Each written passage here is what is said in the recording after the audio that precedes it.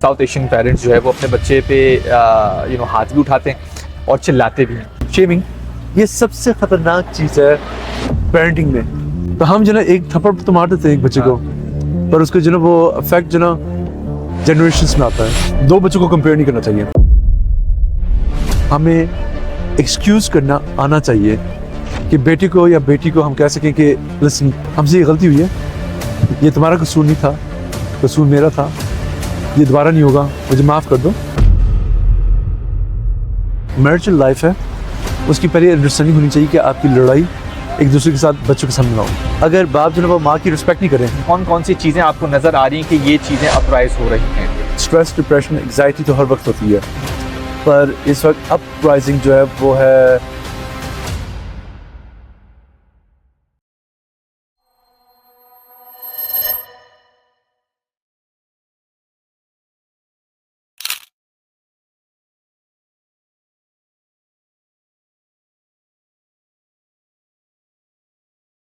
आज मैं मौजूद हूँ डॉक्टर ताज अदील साहब के साथ। नाज़रीन, डॉक्टर ताज अदील साहब इस वक्त पाकिस्तान के अंदर हैं। ये डेनिश है माशाल्लाह से, यानी कि नॉर्वे के हैं, और टैशिंग भी है माशाल्लाह से, वो आप देखेंगे हमारे शो के अंदर। नाज़रीन, इंट्रो बाद में रिकॉर्ड हो रहा है क्योंकि अंधेरा हो गया। हमारा शो जो है वो अचानक से ब्राइट हो जाएगा जब आप देखेंगे। तो आज हम बातें करेंगे पेरेंटिंग के हवाले से, ट्रॉमा के हवाले से, और अगर हम अपने बच्चे के साथ वो ज़्यादतियाँ कर चुके हैं तो उसको किस तरह से हम हील करें, और अगर हम एक नए पेरेंट हैं तो हम किस तरह से अपने बच्चे की तरबियत करें। चले आए मिलते हैं ताज अदील साहब से।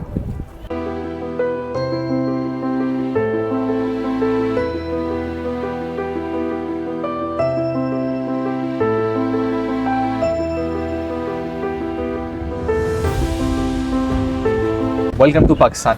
Thank you very much. माशाल्लाह से आपने नॉर्वे के अंदर जो जब भी झंडे गाड़े, रिसेंटली जो आपका आर्टिकल था, अभी आपने भी मुझे बताया, बट उससे पहले मैंने भी थोड़ी सी रिसर्च की भी थी और मैंने चीज़ें चेक की थी, उस पर तो हम आएंगे। बट बेस बनाने के लिए, फाउंडेशन बनाने के लिए, एक साइकोथेरेपिस्ट क्या होता है, कौन होता है, इसके बारे में ज़रा बताएं। और साइकोथेरेपिस्ट जो ना, अगर सिंपल उसको लफ्ज़ दें तो एक कंप्रेशन मिरर है कि हम जो ना वो अपने क्लाइंट्स की जो ना वो सॉल्यूशन बेस नहीं करते हैं, पर उनको जो ना वो उनके जो सॉल्यूशन है उन तक पहुंचाते हैं, और वो करते हैं कि एक्टिव लिसनिंग के। और अभी हमारे जो ना ये भी है कि अगर कोई जो ना डायग्नोस्ड है तो हमें थोड़ा सा इल्म हो कि किस तरह उनको जो ना वो हीलिंग की तरफ पहुंचा सके। अच्छा, यानी कि हीलर्स होते हैं, दूसरे आसान लफ्ज़ों के अंदर बोला जाए। अच्छा, इस वक्त का जो मौजूदा सूरत हाल है 2025 का, आपके पास कौन कौन से क्लाइंट्स ऐसे आ रहे हैं, या कौन कौन सी चीज़ें आपको नज़र आ रही हैं कि ये चीज़ें अपराइज हो रही हैं? Well, actually, this is a very good question. सबसे ज़्यादा इस वक्त जो ना वो मेरे ख्याल में, वैसे पाकिस्तान में भी पर अब्रॉड भी, स्ट्रेस, डिप्रेशन, एग्जाइटी तो हर वक्त होती है, पर इस वक्त अपराइजिंग जो है वो है identity crisis due to childhood trauma. ये काफ़ी ज़्यादा हो रहा है, शायद ये पहले भी था, पर अवेयरनेस जो है वो इसमें बहुत ज़्यादा अब आ रही है, तो ये हमारे काफ़ी क्लाइंट्स इस चीज़ में बढ़ रहे हैं। अच्छा, और इस चीज़ को किस तरह से सही किया जा सकता है, चाइल्डहुड ट्रॉमा को? वेल, ये तो जनरेशनल ट्रॉमा है। सही है। इसमें तो जो ना वो एक पैटर्न चेंज करने के लिए बहुत बहुत ज़रूरी है। ओके।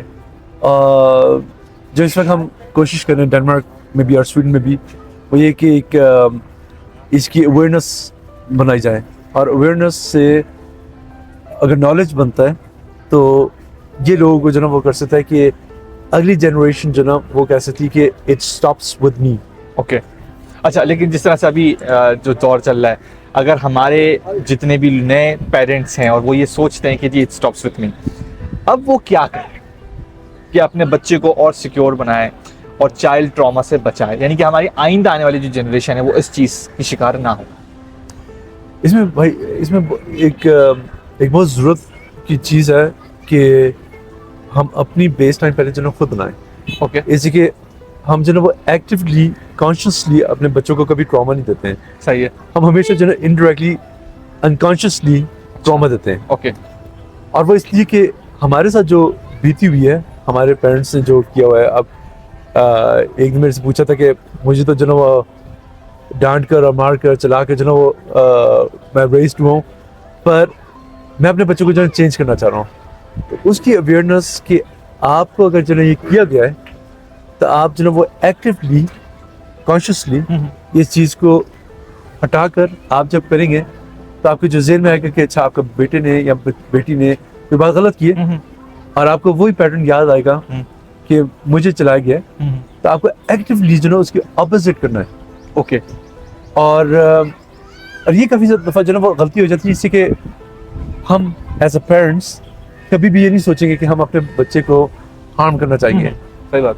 अनकॉन्शियसली जो है वो ये हो जाता है कि सडन रिएक्शन, मसल मेमोरी, मतलब bag in somewhere in unconsciously कि हमें ये पता है बच्चे ने गलत काम किया है, इसको डांटना है। हाँ। इसने हमें जो है वो प्लीज नहीं किया है तो इसको जो है वो शेम देनी है। हाँ। और शेमिंग, अबाउट शेमिंग, ये सबसे खतरनाक चीज़ है पेरेंटिंग में, शेम करना बच्चे को डिग्रेड करना, डिमोरलाइज करना। एग्जैक्टली। अच्छा, क्या आपको लगता है पाकिस्तान, क्या पूरे साउथ एशिया के अंदर जो शेम है वो एक पावरफुल टूल है बच्चे को कंट्रोल करने के लिए?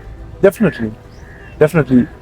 और अनफॉर्चुनेटली मैं ये कहूँगा कि पाकिस्तान जैसे मुल्क जिसमें लोग इतने खूबसूरत है, इतने प्यारे हैं, उसमें अगर हम देखें पेरेंटिंग का जो नज़रिया है, अपने बच्चों को बहुत ख्याल रखते हैं। बिल्कुल। और बेसिकली सारी चीज़ें दी होती है, सारी मेटेरियलिस्टिक चीज़ें भी दी होती है, पर शेमिंग में वहाँ आ जाता है कि आपको बच्चे को कंट्रोल करने के लिए, और अगेन हमें बेहतर नहीं पता नहीं है, पेरेंट्स को जो उससे ज़्यादा बेहतर पता नहीं है। हाँ।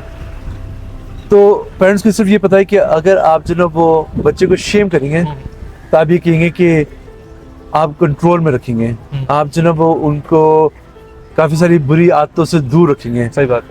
पर शेम के साथ जो वो आप बच्चे की जो वो फीलिंग्स, इमोशंस सप्रेस करते हैं, वो कभी ख़त्म नहीं होते हैं। और वो सप्रेस जब होते हैं तो या तो बच्चा जो वो बहुत ज़्यादा क्वाइट हो जाता है, सही है, इन्फीरियरिटी कॉम्प्लेक्स में आ जाता है, या तो फिर जो वो जैसे कि ड्यूअल पर्सनैलिटी आ जाती है कि माँ बाप के सामने एक, अब बाहर जाकर जो वो एक्सट्रीम ओके नज़रिया लोगों के लिए, लड़ाई, एंगर मैनेजमेंट, जैसे हम काफ़ी सारे अनफॉर्चुनेट लोगों को देखते हैं कि ट्रैफिक में लोगों की एंगर मैनेजमेंट किस तरह की है। तो that could be a possible thing that they have been suppressing their emotions. सही है, ठीक है। तो यानी कि सप्रेस से काफ़ी कुछ चीज़ें होती हैं। एक बंदा है और एक बंदी है, वो उसको फील हो गया है कि वो सप्रेस्ड है, और वो एज भी निकल गई है, वो शादी हो गई है उसकी, तो अब वो अपने सप्रेशन से किस तरह से निकल सकता है? इसके 2-3 तरीके हैं। अगर आप रिलीजियस पॉइंट ऑफ व्यू से देखेंगे किसी, तो वो तो कहेंगे कि नमाज और कुरान वगैरह, और नो डाउट वो भी एक अच्छी चीज़ है, वो मेडिटेशन है, और मैं उसका नाम मेडिटेशन दूंगा। जैसे कि आप किसी भी रिलीजन में देखेंगे तो आपको जो वो कोई भी अपनी सुकून देने के लिए अपने हाई, बेसिकली जब स्ट्रेस होते हैं, जब एंग्जाइटी डिप्रेशन होता है, तो आपकी जो वो ब्रेन पेस जो वो थोड़ी सी हाई होती है। ओके। फ्रीक्वेंसी ब्रेन की जो वो अब नॉर्मल होती है, तो आपने उसको जो वो डिक्रीज करने के लिए आपको मेडिटेशन जो वो करनी पड़ती है। तो मेडिटेशन जो वो बेशक हिंदू भगवान के सामने करें, बुद्धिस्ट योगा के करें, यहाँ मुसलमान नमाज पढ़ के करें, तो एक तो है मेडिटेशन। ठीक है। दूसरी चीज़ है कि आपको कुछ अवेयरनेस थेरेपी के सेशंस के साथ मिलती है, ओके, जो माइंडफुलनेस है। ओके। और माइंडफुलनेस ये करता है कि आपको अवेयर देता है कि आपकी किस चीज़ में स्ट्रेस दे रहा है, और अगर आप स्ट्रेस हो रहे हैं तो किस चीज़ को आपने लेट गो करना चाहिए, ओके, किस चीज़ को आपने कहना चाहिए इट्स ओके। ओके। और सबसे पहली चीज़ जो हम सिखाते हैं वो ये कि it's okay, you are not perfect and it's okay, nobody has to be perfect.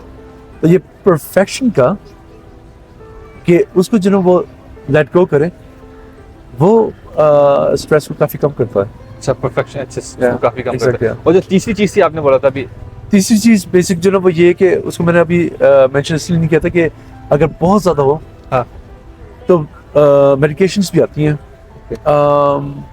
मैं पर्सनली जो वो मेडिकेशन में इतना उसका फ़ैन नहीं हूँ, सही है। पर अगर सीवियर केस होते हैं तो उसकी मेडिकेशंस भी होती हैं। अच्छा। पर ये हर पेशेंट के लिए नहीं होता है। ठीक ठीक, मतलब वो डिपेंड करता है, केस वेरी टू वेरी करता है, और वो प्रॉपर प्रोफेशनल डॉक्टर से ही पूछ के करे, इस तरह से कुछ सेल्फ मेडिकेशन ना करे। बिल्कुल, ऐसी वो या तो हमारे साथ कंसल्ट करें या एक अपने डॉक्टर से कंसल्ट करें। ठीक है। बेसिकली हम ये कह सकते हैं कि अगर डायग्नोस कोई सिवियर डायग्नोस है, स्किज़ोफ्रेनिया का है या बाइपोलर का है, जिसमें मेडिकेशन ज़रूरत पड़ती है, या वो अगर ना मेडिकेशन ले तो वर्सन सिचुएशन हो सकती है, तो उधर मेडिकेशन दे सकते हैं, पर काफ़ी सोच समझ के मेडिकेशन लेनी है, इसलिए मेडिकेशन जो है वो एक लास्ट पॉइंट है। ठीक, वो लास्ट पॉइंट Yeah, exactly. लेकिन लोग शुरू में ही ले लेते हैं, मसला ये भी तो होता है। अनफॉर्चुनेटली मैंने एक पॉडकास्ट डेनमार्क में, उधर मेरे से क्वेश्चन पूछा गया था, तो मैंने कहा था कि लोगों को मेडिकेशन जो है वो ईजिली मिल जाती है, और अगर मेडिकेशन नहीं होती है तो ईजिली ड्रग के तरफ जो है वो रुझान हो जाता है। इसलिए कि जब आपके ट्रॉमा होता है या आपकी जो स्ट्रेस होती है, तो आपके ज़हन में, और ये हम नहीं समझ सकते हैं ईजिली, नॉइज़ेस होती हैं। अच्छा। और जब नॉइज़ेस बहुत ज़्यादा होती हैं और बहुत ज़्यादा आपका भीड़ मची होती है आपके दिमाग के अंदर, तो उसमें आपको थकने लग जाते हैं। सही है। और उसको ख़त्म करने के लिए आपको एक कोई गेट अवे, मतलब आपको कोई जो है वो आपको एक सोल्यूशन चाहिए। सही है। फास्ट सोल्यूशन चाहिए। तो उसके लिए जो ना ड्रग या मेडिकेशन जो ना वो लोग पहली चीज़ इसलिए लेते हैं कि I need a solution right here right now. ठीक है, इसलिए उस तरफ चले जाते हैं वो मेडिकेशन के, ना कि थेरेपिस्ट के पास जाते हैं। और थेरेपिस्ट या साइकोथेरेपिस्ट के पास अगर जाएंगे तो शायद एक प्रोलॉन्ग प्रोसेस होगा, लेकिन वो आहिस्ता आहिस्ता आपको कुछ ना कुछ बेहतरीन नजर आएगी। ठीक। अच्छा ताज साहब, एक और भी बात है कि साउथ एशियन पेरेंट्स जो है वो अपने बच्चे पे हाथ भी उठाते हैं और चिल्लाते भी हैं। तो चिल्लाना और हाथ उठाना बच्चे पे कितना असरअंदाज कर सकते हैं, इसके बारे में ज़रा बताएं।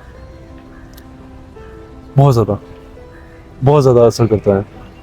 इसलिए आपके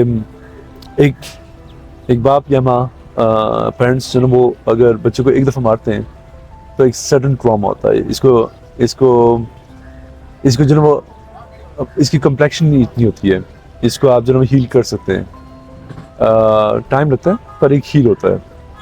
पर आपने एक ग्लास तोड़ दिया है, जब आपने एक थप्पड़ मारा बच्चे को तो ग्लास टूट गया है। और ये काफ़ी मुझे पेरेंट्स ने अपोज किया इस बारे में, वो इसलिए कि बच्चे को आपको उसको सिक्योरिटी नहीं चाहिए। बहुत लोगों को लगता है कि बच्चे को एक सिक्योरिटी चाहिए। ये एक मिसकंसेप्ट है। बच्चे को एक ग्राउंड प्लेस चाहिए जहाँ वो उसको हार्श फील ना हो, अच्छा, जहाँ उसको डेंजर फील ना हो। सही। तो जब आप एज अ पेरेंट जिसने उसको प्रोटेक्ट करना है, आपने उसको डेंजर में डाल दिया, तो ग्लास एक टूट गया है। आप उसको मेंट तो कर सकते हैं पर क्रैक विल बी देयर। अब ये बात इधर आती है कि अगर बच्चे को आप बार बार चीज़ों में थप्पड़ मार रहे हैं या डांट रहे हैं, मतलब एक्सट्रीमली डांट दे रहे हैं, और ये सोच के कि मैं उसको डिसिप्लिन दे रहा हूँ पर हार्शनेस के साथ कर रहा हूँ, तो ग्लास जो ना बार बार जब टूटेगा तो वो कभी भी जो ना वो प्योर नहीं रहेगा। सही बात है। कभी भी उससे कोई जो ना वो ग्लास, क्लीन ग्लास में मतलब पानी नहीं आएगा, उसमें हमेशा जो ना कहीं ना कहीं पानी निकलेगा, जितना भी उसको मेंट किया जाए। सही है। और रहेंगे ये चीज़ आप देखें कि जो बच्चे जिनकी परवरिश, जो बड़े हुए, जिनके रेस्ड हुए हार्शनेस के साथ, वो अंदर से काफ़ी ब्रोकन हुए हैं। यहाँ तो वो अपने आप को मेंट करते रहते हैं। सही बात है। Being as a pleaser, public pleaser, मतलब हर वक्त सबको प्लीज करते रहते हैं। नाइव उनको कहेंगे कि उनको लोगों ने चीट करते हैं पर वो प्लीज करते रहते हैं अपने आप को, दूसरों को। या तो ये होता है, यहाँ पर ये होता है कि आपको जब क्रैक्स होते हैं वो इतनी पेन होती है कि अगली जनरेशन को वो एग्जैक्ट वही कर रहे होते हैं, इसी के उनको कुछ और पता नहीं होता है। तो वो इसी चीज़ में रहते हैं हमेशा पूरी लाइफ में कि अपने वुंड्स को, अपने जो क्रैक्स को वो करते रहे। तो हम जो ना एक थप्पड़ तो मार देते हैं एक बच्चे को, पर उसको जो ना वो इफेक्ट जो ना जनरेशंस में आता है। जनरेशंस में आता है। Exactly. एक थप्पड़ की बात कर रहा हूँ, आपकी बात एक थप्पड़ की बात बार करते रहेंगे तो फिर एग्जैक्ट इसकी एक सोल्यूशन है। अच्छा, आपने अगर बच्चे को मारा है, गलती से लग गया है, ठीक है, कहते हैं कि पेरेंट्स जो ना वो बहुत स्ट्रेस में, मुझे एक माँ ने इधर कहा था, एक एजेड औरत थी कि मैंने अपने बेटे को मारा था, इसी कि मेरी मैं काफ़ी स्ट्रेस में रहती थी कि मेरी सास मुझे स्ट्रेस में डालती थी, मेरा हस्बैंड मुझे स्ट्रेस में डालता था, तो मेरे बेटे को एक थप्पड़ लग गया मेरे से और मैं रिग्रेट करती थी। तो मैंने उनको कहा था कि इट्स ओके, पहली चीज़ it's okay, it's perfect normal, आप भी इंसान हैं, अच्छा, आप स्ट्रेस में तो आपकी गलती हो जाती है, ओके, पर बच्चे को बहुत ज़रूरी है कि बच्चे को री कॉन्फिडेंट में लेकर आने के लिए एज अ पेरेंट हमें एक्सक्यूज़ करना आना चाहिए कि बेटे को या बेटी को हम कह सकें कि लिसन, हमसे ये गलती हुई है, ये तुम्हारा कसूर नहीं था, कसूर मेरा था, ये दोबारा नहीं होगा, मुझे माफ़ कर दो। इससे जो ना वो 100 दरवाजे जो बंद हो गए हुए हैं वो खुलेंगे, और फिर आप उसके साथ जो ना वो करें कि ये जो आपने किया था ये आपने क्यों किया था, okay, rather than disciplining them। सही है, तो आपने जो ना वो उनको करेक्ट नहीं करना है, ओके, कनेक्ट करना है। ओके, ये चीज़ बहुत ज़रूरी है कि ये समझने के लिए कि हम अपना गुस्सा, अपनी फ्रस्ट्रेशन अपने बच्चों पर तो निकाल सकते हैं, पर उनके आगे जो चीज़ होती है वो डेविस्टेटिंग है। सही, ठीक है। अच्छा, ज़रा ये भी बताएं कि अगर कोई बच्चा आया हुआ है और उससे कोई गलती हो गई है, ठीक है, तो पेरेंट किस तरह से उसको टैकल करे? आपने बोला मारना नहीं है उसको और चिल्लाना नहीं है उसको, बट ऐसा क्या करे कि उसको समझ भी आए, डिसिप्लिन भी रहे और हार्श भी ना हो? Real great question again। अगर बच्चा जो ना वो कोई गलती करता है और ज़्यादातर माँ बाप कहते हैं कि इसको थप्पड़ से सीख लेगा, समझ जाएगा, हाँ, या उसको ऊंचा बोलकर चला के जो ना हो जाएगा।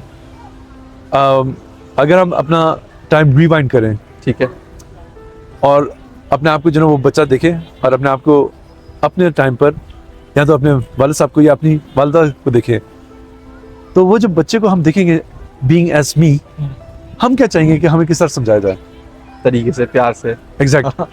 तो अगर हम जो ना वो अपने बच्चे को वही चीज़ करें जो हम खुद ख्वाहिश करते हैं, कि हम कनेक्ट करके समझ कर उनको उसको बता सकें कि अच्छा ये गलत काम है, आपको ये काम क्यों किया है और हम किस तरह आपको जो ना वो कर सकते हैं, rather than इधर से दफा हो, गुस्सा किया वगैरह, हाँ। इसी को वो तो सिखाया नहीं है, वो तो सप्रेस कर दिया है। तो कनेक्ट करके instead of correcting, okay, so connecting. ठीक है। और इसकी बाद में बात करेंगे, जिस तरह से ये तो हो गई पेरेंट्स पे बात, Yeah. बट ऑब्वियसली अगर आपकी खुद की मैरिटल लाइफ भी उस हिसाब से नहीं है तो फिर आप क्या तरबियत करेंगे? तो एक मैरिटल लाइफ को किस तरह से हमें गुजारना चाहिए एज पेरेंट्स? क्योंकि ऑब्वियसली एज मदर आपके पास दूसरी जिम्मेदारी है, एज फादर आपके पास दूसरी जिम्मेदारी है, बट एज पेरेंट्स आपकी टोटली डिफरेंट जिम्मेदारी होती है। तो as a parent, as a wholesome, इसको किस तरह से लेके चलना चाहिए? I'm blessed to have a Pakistani wife from Pakistan, from Karachi, और उसका और मेरा जो एक एग्रीमेंट है। अब बच्चे तो हमारे बड़े हो गए, पर हाँ। शुरू से कि बच्चों के सामने जो कभी लड़ाई नहीं करनी है। हम हर मियाँ बीवी के सामने जो वो साथ एक अनबन हो जाती है, it's natural thing, actually it's a very important thing, because couple therapy में भी हम कहते हैं कि आपकी लड़ाई आपको प्यार बढ़ाता है, अगर आपकी लड़ाई ना हो तो वो फिर प्रॉब्लम है। ओके, तो ये लड़ाई भी एक ब्लेसिंग है, पर लड़ाई आपकी चार दीवारी में होनी चाहिए, ओके, ना सास ना किसी फैमिली रिलेटिव पर, स्पेशली अपने बच्चों के सामने नहीं। ओके, तो आपकी जो मैरिटल लाइफ है उसकी पहले अंडरस्टैंडिंग होनी चाहिए कि आपकी लड़ाई एक दूसरे के साथ बच्चों के सामने ना हो। ठीक है, बच्चों को एक हैप्पी होम चाहिए, सही है, एक सिक्योर होम चाहिए। सही है, अगर वो देखेंगे कि बड़ों को लड़ाई करते हुए तो उनकी भी ये एक वैकनेस शुरू हो जाती है। ये तो पहली चीज़ है। दूसरी चीज़ ये है कि आपको एज मदर आपको रोल चाहिए। अगर आप किसी चीज़ में उसको करेक्ट कर रहे हैं तो फादर को जो ना वो इन्वॉल्व नहीं होना चाहिए। ओके, फादर को जो ना मदर का सपोर्ट करना चाहिए। डिसएग्रीमेंट हो सकती है, पर in front of child 100% support. Okay, as the same thing with the father. अगर फादर कुछ कह रहा है तो मदर को सपोर्ट करना चाहिए। बाद में बेशक कहते हैं कि आपका ये जो चीज़ थी ये गलत है, पर बच्चे के सामने एज वन। ओके, जब आप ये जो स्प्लिट करते हैं तो उधर ये बच्चे को स्प्लिट हो जाती है, और अनफॉर्चुनेटली ये दूसरी बात आ जाती है आगे कि बच्चे के सामने अगर बाप माँ के बारे में बात करे गलत, या माँ बाप के बारे में गलत करे, तो that's another whole another world, वो तो क्रैकनेस ज़िंदगी में जो ना वो तो मेंटली तौर पर डिस्टर्बेंस बिल्कुल एक डिफरेंट हो जाती है। पर बेस लाइन वाइफ को, हस्बैंड को एक दूसरे को सपोर्ट करना चाहिए और बच्चे के सामने जो ना वो यूनिटी सामने दिखानी चाहिए, सही। नो मैटर व्हाट, ठीक है, यानी कि एक रहना है आप। एक रहना होगा। ठीक ठीक। अच्छा, जिस तरह से अभी आपने कहा है कि अगर बच्चा जो है वो अपने बाप के खिलाफ बोल रहा है अपनी माँ के सामने, या एक बच्चा जो है वो अपनी माँ के खिलाफ बोले अपने बाप के सामने, तो हाँ। इस पे बच्चा क्या करे, या पेरेंट्स क्या करे? ऑब्वियसली या इसमें ये जो ना वो ये एक वैसे एक स्केड्यूल है, एक आर्क होता है जिसमें जो ना हम बताते हैं कि क्या चीज़ होती है। अगर मैं थोड़ी सी कैजुअल बात करके आपको मैं बताऊं कि अगर हम काफ़ी साथ अपनी इस पाकिस्तान में काफ़ी दफ़ा देखते हैं कि कोई लड़का, कोई मर्द जो ना वो औरत की जो ना वो रिस्पेक्ट नहीं करता, या औरत जो ना वो मर्द पर ट्रस्ट नहीं करती है। ये बेसिकली ये एक पर्सनैलिटी बनती है बचपन से। ओके। और ये हम ऐसे देख सकते हैं कि अगर एक माँ अपनी बेटी के साथ अपने बाप की जो ना वो बुराई करती है, ठीक है, तो बेटी जो ना वो हमेशा कभी भी जो ना वो किसी मर्द पर जो ना वो यकीन नहीं कर सकेगी, मतलब उसकी ट्रस्ट नहीं गेन हो सकेगा। ओके। इस जगह उसकी जो रोल मॉडल है, जो उसका बाप है, वो अच्छा उसके बारे में नहीं हुआ है, तो उसका रोल मॉडल वो ख़राब होगा। उसकी वजह से वो किसी मर्द पर यकीन नहीं करेगी। पर बेस लाइन उसकी ये होगी कि she always want the bad boy, तो कभी भी सेटलमेंट होने में बहुत मुश्किल होगी। इसलिए हम डिवोर्स रेट भी जो ना देखते हैं, तो अगर देखी जाए तो वो कभी आता है कि बाप मेरा बहुत बुरा था, माँ मेरी कहती थी। अगर आप माँ बाप के बारे में अगेंस्ट करें बेटे के सामने, तो बेटे की जो ना वो पर्सनैलिटी में बहुत ज़्यादा लैग आएगा, इन्फिनिटी में, कि मैं कभी जो ना वो अच्छा नहीं हूँगा, मैं कभी गुड इनफ नहीं हूँगा। पर अनफॉर्चुनेटली ज़्यादातर हम केस देखते हैं कि बाप जो ना वो माँ की को रिस्पेक्ट नहीं देते हैं। बच्चे देखते हैं कि माँ को जो ना वो स्ट्रगल हुई है, माँ जो ना वो उसने खाना बनाना होता है, पोंछा मारना होता है, उसने हर काम करना होता है, अनलेस अगर मासी नहीं होती है, और बाप जो ना वो ज़्यादा होता है डोमिनेटेड। तो उसमें ये दिखाता है कि अगर बाप जो ना वो माँ की रिस्पेक्ट नहीं करें, अगर हस्बैंड वाइफ की रिस्पेक्ट ना करें, तो बेटा जो ना वो कभी भी उसको वुमन की वर्थ नहीं समझ आएगी। अच्छा। और वुमन को हमेशा जो ना वो ये रखेगा कि जैसे कि she is lower than me and I am dominated. Okay. तो काफ़ी दफ़ा हमने ये देखा है कि मर्द जो है वो औरत को काफ़ी सोसाइटीज़ में कुछ समझता नहीं है, और वो बेस लाइन उसकी उधर होती है। अगर बेटी के सामने जो ना वो देखा जाए, तो बेटी का अनफॉर्चुनेटली या तो वो चुप हो जाती है, डिप्रेशन, एग्जाइटी, डिप्रेशन तो उसके लिए जो ना वो मतलब बाय डिफॉल्ट है। बाय डिफॉल्ट है। इसी के उसको ये पता है कि औरत एक कमज़ोर और चीज़ है, और वो अपने हस्बैंड के सामने कुछ बोलेगी नहीं, तो वो डिप्रेशन में आ गई हुई है पहले से।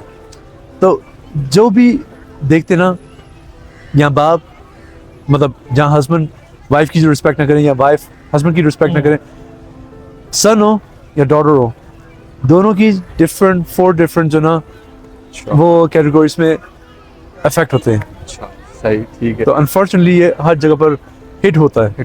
ठीक है, यानी कि at least the least you can do is respect your spouse, और बच्चों को भी यही सिखाएं कि आप जो है वो अपने माँ या बाप को रिस्पेक्ट करें, भले वो गलत है, वो आप बंद करने के अंदर करें। डेफिनेटली ठीक है। अच्छा, हमारे यहाँ एक और भी बहुत बड़ा मसला है कि अगर बाप है तो वो अच्छा खिलाए, अच्छा पिलाए, अच्छे कपड़े पहनाए, अच्छे घर में रखे, और ये उसके लिए एक समझ लें इज द बेस्ट फादर। ठीक है। अब वो टाइम ना दे, वो आपसे बात ना करे, वो उसको आपका पता ना हो कि आपके ग्रेड्स कैसे आ रहे हैं, या आप किसी किसी के साथ बाहर घूम रहे हैं, कोई वेपिंग कर रहे हैं, इस टाइप की कोई चीज़ कर रहे हैं, आपकी अच्छा या बुराई देख रहा हो या नहीं देख रहा हो, ये इस पे कोई जो है ना नहीं होता मयार। तो आप क्या समझते हैं कि एज अ गुड फादर क्या यही करना काफ़ी है?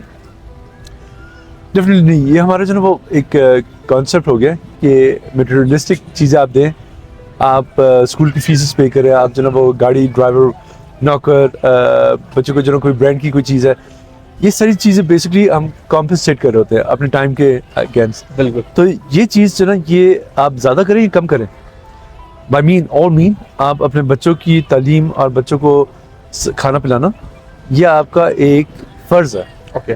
मतलब दैट्स अ नेसेसिटी। बिल्कुल सही बात है। अब आपका जो इमोशनल लव है वो टाइम है आपका, आप कितनी तवज्जो दे रहे हैं। मैंने बहुत इधर बाप भी देखी है, माँ भी देखी है कि हर चीज़ देते हैं, और स्पेशली हाई सोसाइटीज़ में हर चीज़ देते हैं। हाँ। पर जब आते हैं तो मोबाइल पर जो है वो स्क्रोलिंग आवर्स जो है वो पाकिस्तान और इंडिया में कौन बीट करेगा। तो स्क्रोलिंग कर रहे हैं बच्चे जो है वो रो रहा है जो भी है, पर आप जब इमोशनल कनेक्ट नहीं होते तो डिस्कनेक्ट हो जाते हैं, और वो बच्चा जो है वो ऑब्वियस बच्चा भी जो है वो फिर हर चीज़ में डिस्कनेक्ट होने लग जाता है। ओके तो ये चीज़ हमें रखनी है कि कनेक्ट एक चीज़ है, लव एंड इमोशन, और नेसेसिटी फर्स्ट वो एक दूसरी चीज़ है। हम ये चीज़ें कर रहे हैं, ये नेसेसिटी है। ओके ये नहीं करेंगे तो मतलब कौन करेगा। मैं आपको एक एग्जांपल दूँ भाई, मेरा एक क्लाइंट है बहरीन के अंदर, और काफ़ी रिच फैमिली से, उसके पेरेंट्स ने उसको हर चीज़ प्रोवाइड की है, पर उसके ना उसकी ग्रेड्स पर कोई कमेंट हुआ है, ओके और मतलब बाय ऑल मीन मतलब ब्राइट स्टूडेंट, सही है।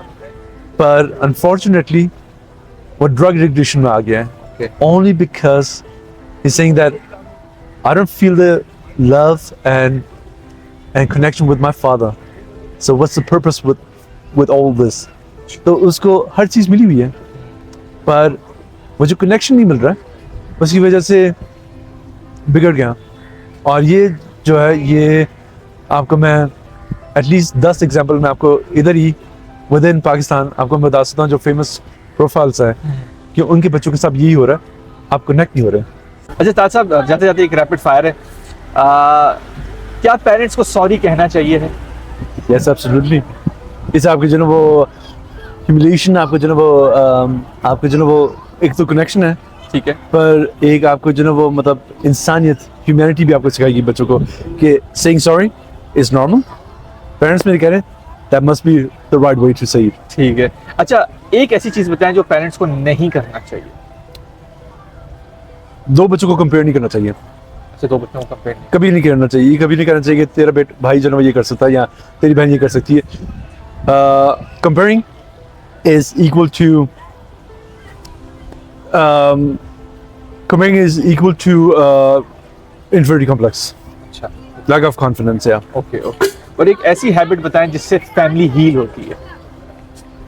टाइम स्पेंड करना, ओके, मोबाइल टेलीविजन हर चीज़ जो ऑफ करके स्विच ऑफ, आधा घंटा जो इस्तेमाल कर लें, हफ्ते में कनेक्ट करें, और हर रोज़ एक सवाल ज़रूर पूछें कि आपका दिन कैसे गुजरा है।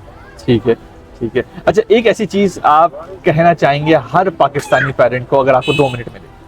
या हर पेरेंट को मैं ये कहना चाहता हूँ फादर को कि आपका जो है वो गुस्सा हर चीज़ को ख़राब कर देता है, आपकी फैमिली जो है वो डिस्ट्रॉय हो जाएगी, और आपको प्यार आपके बेटा या बेटी को जो है वो मतलब पूरी दुनिया को कॉन्कर कर सकता है। ये फादर को कहूँगा। मदर को मैं ये कहूँगा कि आपने बहुत ज़्यादा चीज़ें सहमी है, आपने बहुत ज़्यादा चीज़ें स्ट्रगल की है as a woman in Pakistan. ये अपनी बेटी को ना आगे करवाएं, और अपने बेटे को जो है वो सिखाएं कि लड़की की रिस्पेक्ट कैसे करते हैं। ठीक है। और जाते जाते ये ज़रा बताते जाएं कि आजकल जो हमारी यूथ है, जो कि पाकिस्तान की 70% है, ये वेपिंग में बहुत पड़ गई है। अच्छा, हमारे जो पेरेंट्स हैं वो कुछ लोग तो ऐसे भी हैं जो जाने देते हैं, लेकिन कुछ पेरेंट्स ऐसे भी हैं जो कि फिक्रमंद है कि भाई ये वेप क्यों कर रहा है। तो अगर उनके फिक्र हो रहा है उनको, तो वो किस तरह से वेपिंग छुड़वा सकते हैं अपने बच्चे? वेरी शॉर्ट, वेपिंग जो ना वो ये पूरी दुनिया में हो रही है इस वक्त, जो ना वो बहुत बड़ा ये एक्सट्रीम लेवल पर स्कैंडिनेविया में ये प्रॉब्लम हो रही है यूथ की स्कूलिंग एज में। पेरेंट्स को ये नहीं सोचना चाहिए कि जो ना वो बच्चा वेपिंग क्यों कर रहा है, पर ये सोचना चाहिए कि क्या चीज़ हुई है कि मेरा बेटा या बेटी जो ना वो वेपिंग पर एक्सपोज हुए। ओके। और वेपिंग जो ना सिर्फ पाकिस्तान में जो ना वो प्रॉब्लम नहीं है, ये वर्ल्ड वाइड में, स्कैंडिनेविया में इस वक्त एक्सट्रीम लेवल पर ये जो ना ये प्रॉब्लम हो रही है। बच्चों की बिल्कुल 9th ग्रेड 8th ग्रेड के बच्चों की। हमें ये चाहिए कि ये समझना कि बच्चों को जो ना वो एक एक्सपोज होना वेपिंग के लिए वो क्या चीज़ हुई है और किस तरह हम इसको उनको प्रोटेक्ट कर सकते हैं, बीइंग कनेक्टेड। ओके। या तो वो एक गलत इन्वायरमेंट में एक्सपोज हुए, या तो आपने एक्सपोज किया गया है। अच्छा। पर दोनों जगह पर आपकी सोच होनी चाहिए, इससे कि अगर आपने एक्सपोज किया है उनको खुद, तो आप निगलेक्ट कर रहे हैं। ओके और अगर आपको जो ना वो बच्चे स्कूल में कहीं गलत एक्सपोज में और गलत इन्वायरमेंट में, तो आपने इतना ध्यान उधर भी निगलेक्ट किया है। ओके तो आपको निगलेक्शन जो ना वो पीछे हटाकर आप जो ना वो उनको जो ना वो थोड़ा सा समझें, उनको जो ना अटेंशन दें। इसी के ज़्यादातर बच्चा जब कोई गलत काम करता है, एज वेपिंग या सिगरेट या अल्कोहल या कुछ भी ड्रग, वो अल्कोहल नहीं कर रहा है या वो ड्रग नहीं कर रहा है, वो आपकी अटेंशन मांग रहा है। अच्छा सही है। ताज साहब, दुनिया में सबसे कीमती चीज़ वक्त वो आपने हमें दिया, हमारी ऑडियंस को दिया। जिस तरह से आपने भी बातें की हैं, अगर उसमें से थोड़े से भी लोग समझ लें, सीख लें, तो आई थिंक उनकी ज़िंदगी भी बदल सकती है और जनरेशनली भी बहुत बड़ा चेंज आ सकता है। Thank you very much. Thank you very much sir. तो ये था आज का हमारा एपिसोड ताज अदील साहब के साथ। नाज़रीन, आज सीखने को ये है कि हमें अपने बच्चों के साथ कनेक्शन की ज़रूरत है। बच्चे जो है वो डिस्कनेक्ट हो जाते हैं जब हम स्क्रॉलिंग करते हैं, बच्चे डिस्कनेक्ट हो जाते हैं जब हम अपने गैदरिंग के अंदर होते हैं और मसरूफ़ होते हैं, और बच्चों को हम बोल रहे होते हैं कि जाओ अपना काम करो, या जाओ टीवी देख लो, या जाओ मोबाइल इस्तेमाल कर लो, या जाओ अपने दोस्तों के पास चले जाओ। तो ये कनेक्शन को रीबिल्ड और रीहील करने के लिए हमें अपने बच्चों के साथ टाइम बिताने की ज़रूरत है। अगर हमने अपने बच्चों को थप्पड़ मारा है या अगर हमने अपने बच्चों पे चिल्लाए हैं, तो उसका जो इम्पैक्ट है वो जनरेशनल इम्पैक्ट करता है। अच्छा नाज़रीन, ये भी वाली बात है कि अगर आपका जो बच्चा है या बेटी है, अगर वो अपने माँ या बाप को शिकायत लगा रही है अपने माँ या बाप के लिए, तो आपको चाहिए है कि आप तहम्मुल से बात सुनें और अपने पार्टनर से डिस्कस करें, ना कि अपने पार्टनर को तज़लील करें या जलील करें या उसको डिमोटिवेट करें, डिमोरलाइज करें अपने बच्चे के सामने। क्योंकि अगर आप अपने बच्चे के सामने, अगर आप एक मदर हैं और आप उसके फादर के साथ ये हरकत कर रहे हैं, तो फिर होगा क्या कि जो बेटी है वो अपने बाप से नफ़रत खाएगी या उसको बैड बॉय चाहिए होगा। और अगर आप एक बेटे हैं और एक शौहर अपनी बीवी के साथ ये कर रहा है, तो क्या होगा? तो ये होगा कि वो एक औरत को, एक लड़की को, जो उसके आइंदा आने वाली बीवी होगी, उसको डिमोरलाइज उसी तरह से करेगा जिस तरह से उसके बाप ने उसकी माँ के साथ किया था। आपने क्या क्या सीखा, आपने मुझे कमेंट सेक्शन के अंदर बताना है। इसी के साथ मिलते हैं अगले यूट्यूब और टिकटॉक की वीडियो में, फेसबुक और इंस्टाग्राम की पोस्ट में, ट्विटर यानी एक्स की ट्वीट्स, पिंटरेस्ट, लिंक्डइन की एक्टिविटीज और व्हाट्सएप की अपडेट्स। इसी के साथ हसन अंसारी साइनिंग ऑफ।